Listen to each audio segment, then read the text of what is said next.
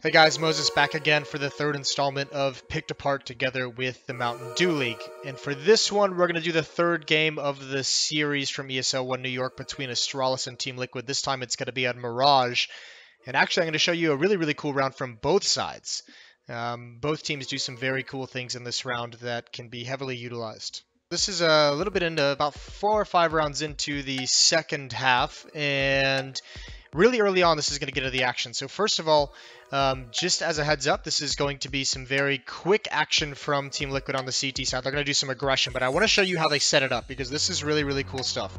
First, we're going to follow Nitro. All right, we're going to start with Team Liquid because they do some really cool things. This is going to be a mid-aggression, timed mid-aggression from Team Liquid. They're going to call this out of spawn, and I want to show you how they set it up because this is really cool. Basically, their entire idea is to prevent any kind of hit from coming in towards the B bomb site or the A bomb site for the first 20 seconds of the round. Nitro is going to line up this smoke. You're going to see it land on these B halls. This is going to slow down any kind of slow push or aggression, maybe split it up. Just make Astralis very cautious of what is occurring there.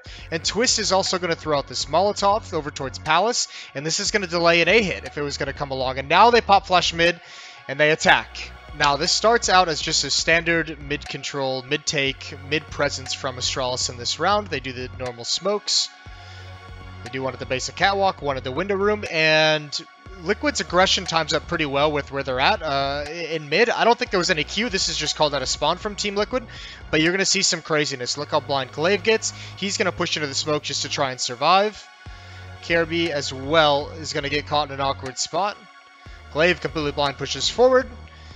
Great kills coming out, but Device knows he can't win this fight. He's caught in a reload as well. He wins that, and now it's just delay. It's delay for Dupree. His flashbang actually blinds Dupree most of all, which is unfortunate. But, I mean, just the amount of time to get Dupree to that position that Device stalls for is actually perfect. So they've got themselves into a horrible situation. It's a great call from Team Liquid. It catches them off guard, and they manage to bring it into a 2-on-1. Now, I mentioned this in a previous episode of Picked Apart. This is brilliant from Astralis. You have a minute left, over a minute left, and Dupree and Zipnix just wait.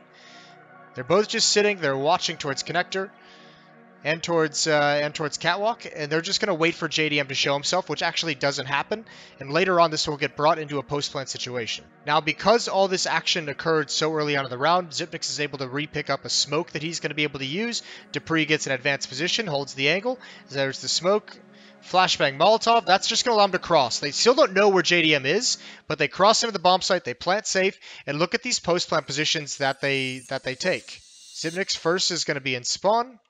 When he feels no pressure there, him and Dupree are going to set up a great crossfire. Now, if you look at these positions from the two players, this is very important. They have pretty much everything covered. The only thing that can go wrong in this is if JDM was to come from CT spawn, but Zipnix has already given that a little bit of attention. So Zipnix at the moment is just watching for someone to cross into the bomb site. He's not exposed to A-ramp. He's not exposed to that weird angle in the corner right by A-ramp either. He's just holding that, protecting Dupree and making sure no one can push up on him. Dupree is doing the same. He's getting less information, but he's just making Zipnix safe from anyone pushing up along those walls. As soon as he sees JDM, if you were to cross into his crosshairs, he would just hide. He wouldn't take the fight. He would just get behind some cover. Dupree would be the one to pounce from the bomb site.